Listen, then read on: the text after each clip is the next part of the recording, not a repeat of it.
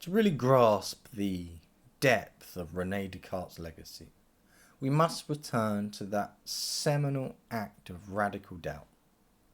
Living in a time when long-standing beliefs were crumbling under scientific and intellectual scrutiny, Descartes dared to question everything.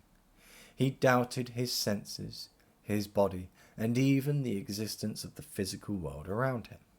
And in this bold stripping away of all certainties, he found one thing that he could not doubt: his own act of thinking. This led him to his incredibly famous conclusion: Cogito, ergo sum. I think, therefore I am. Here, in the undeniable experience of thought, Descartes discovered the foundation that he had been searching for. But this was only the beginning.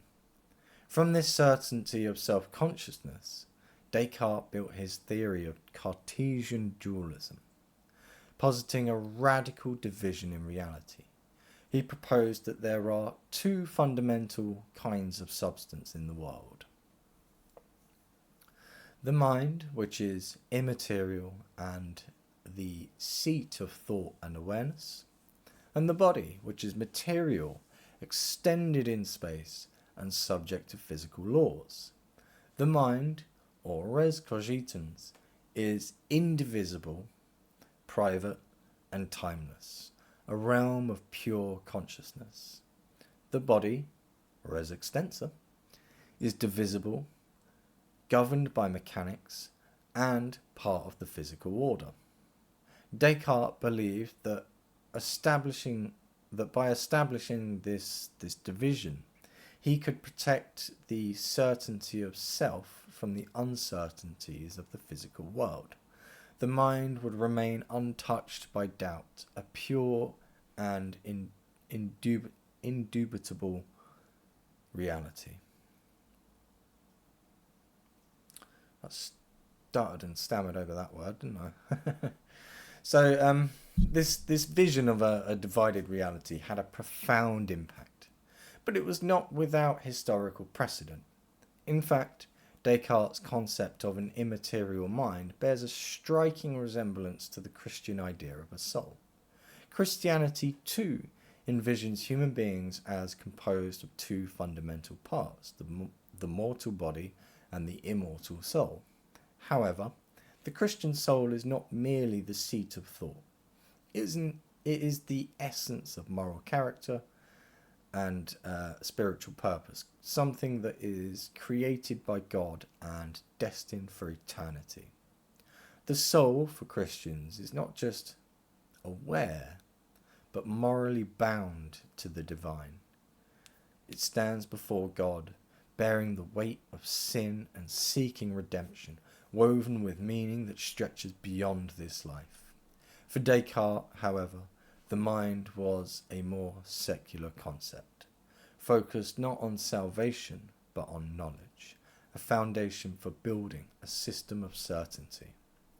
And yet, for all the elegance of Descartes' theory, it soon faced significant challenges. One of the first critiques came from his contemporary, Princess Elisabeth of Bohemia, who raised a fundamental issue that we now call the interaction problem. If the mind and body are truly distinct, as Descartes claimed, then how can they interact? How could a thought which has no physical form cause a physical action, like raising a hand or feeling a rush of fear?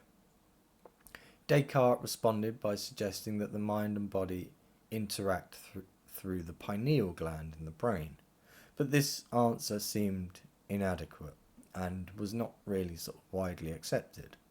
If the mind has no material presence, then even the pineal gland cannot explain how these two realms, one mental and one physical, could possibly influence each other. This interaction problem remains one of the most enduring and unresolved criticisms of Cartesian dualism. As science advanced, the challenges to dualism grew even sharper. In the 19th and 20th centuries, as scientists uncovered the complexities of the brain, it became clear that mental states, emotions, memories, and even consciousness itself are closely tied to physical processes. Neuroscience has shown that changes in the brain directly impact personality, perception, and identity, suggesting that what we think of as the mind may be inseparable from the physical structure of the brain. This finding lends support to physicalism, the idea that all mental phenomena are the result of physical brain processes.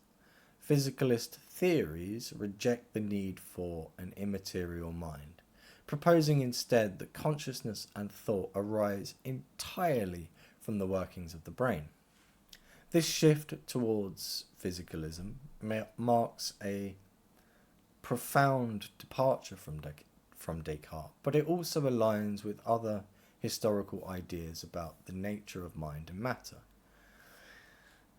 For instance, the ancient Greek philosopher Democritus, an early proponent of atomism, argued that all phenomena, including thought and sensation, could be explained in terms of tiny, indivisible particles called atoms.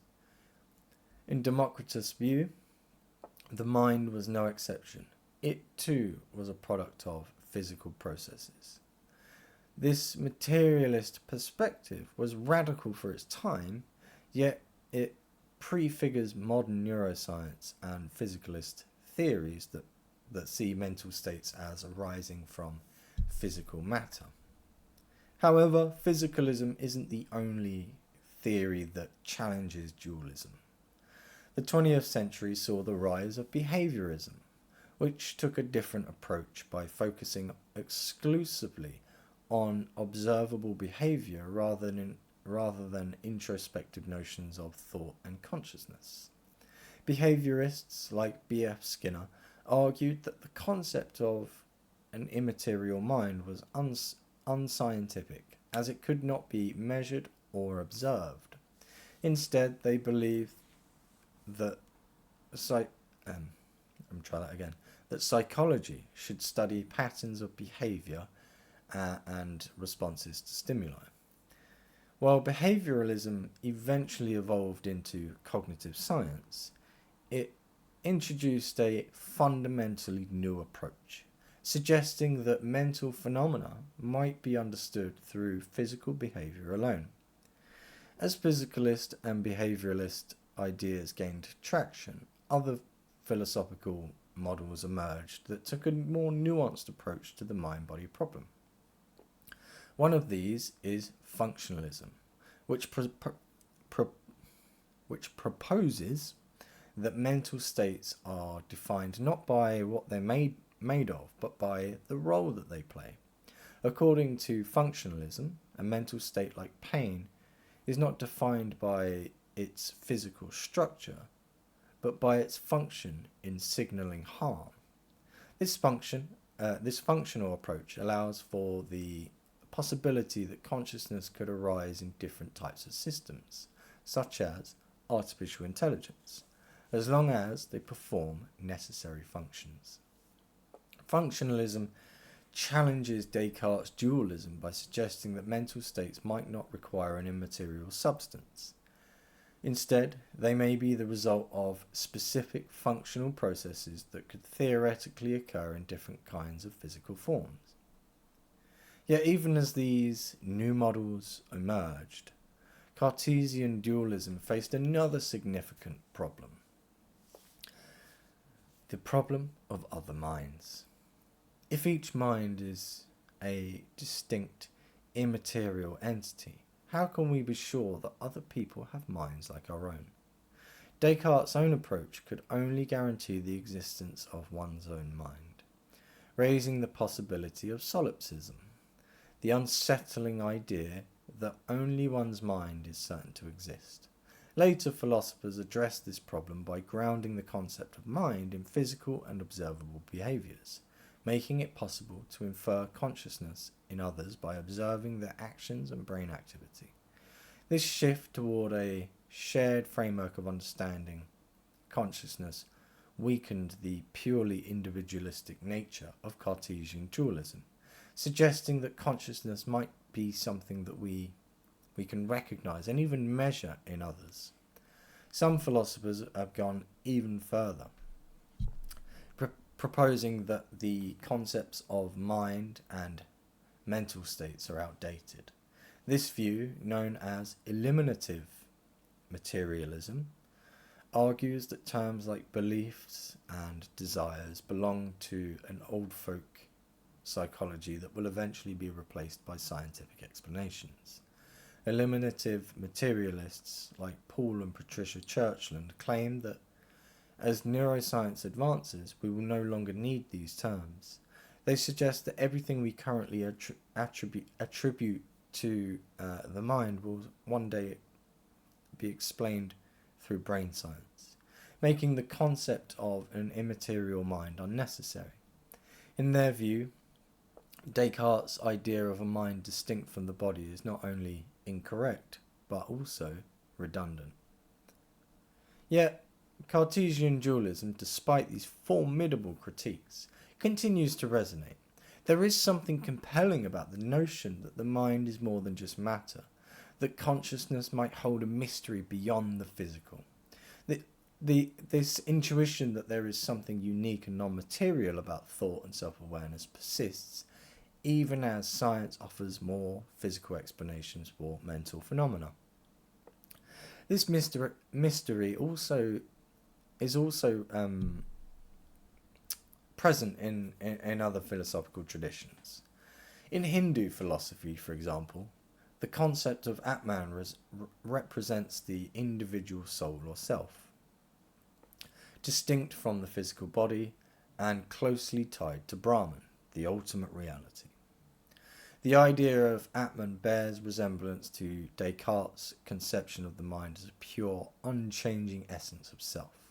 But unlike Descartes, who viewed the mind as a foundation for knowledge, Hindu thought sees the soul as something to be transcended as part of a journey towards unity with the divine. Similarly, in Buddhism, the notion of an enduring individual self is questioned. Buddhist philosophy argues that the self is not a fixed, independent entity, but a collection of ever-changing experiences and perceptions. A view known as Anatta, or no self.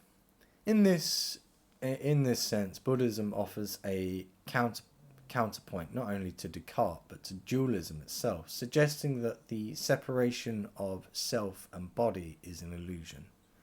This view challenges both Cartesian dualism and the physicalist theories by proposing that the self is not a fixed substance at all, but a continuous flow of experience. And so we return to Descartes, whose ideas set this great philosophical journey in motion. He may not have solved the mind-body problem, but he framed it in a way that has guided centuries of inquiry, from neuroscience to Hinduism, from physicalism to eliminative materialism. Descartes' vision of a mind distinct from body, though flawed, speaks to a powerful intuition about human existence, a sense that we are more than mere matter, that consciousness and self-awareness hold a kind of mystery beyond the realm of physical explanations. In the end, Descartes offers us less an answer than a question that has deepened over time. Are we more than matter? Is there something about thought, about consciousness that escapes the physical? Is the mind a reflection of the soul, as Christianity suggests, a foundation of knowledge, as Descartes believed, or simply an illusion of self, as Buddhism proposes? Perhaps we will never fully answer these questions, but as we continue to seek, as we explore each new idea, we honour the legacy of Descartes, who dared to doubt, question, and dream of a mind that may transcend the boundaries of the physical world. So that was our exploration of Cartesian dualism, and it is a very interesting idea, and it has sparked, as you can tell, an enormous amount of discussion and debate. There are a lot of ideas that, in some sense, owe their existence to Descartes' Cartesian dualism. So it's a useful thing to think about in philosophy and metaphysics. But yeah, so if you found this video interesting and informative, then I would really appreciate it if you could do all the YouTube things. Like the video, subscribe to the channel, hit the bell notifications and all of that stuff. And this will mean that YouTube will not only show you more of my stuff, but they'll show you other people talking about things of a similar subject, and that is benefit to all of us. So if you could do that, it would be really appreciated, but there is no pressure, so do as you please. But thank you very much for your time today. Thank you for listening to me talk about René Descartes, an incredible thinker, an incredible mind, and an incredible writer. So yeah, thank you very much, and I look forward to seeing you on the next one.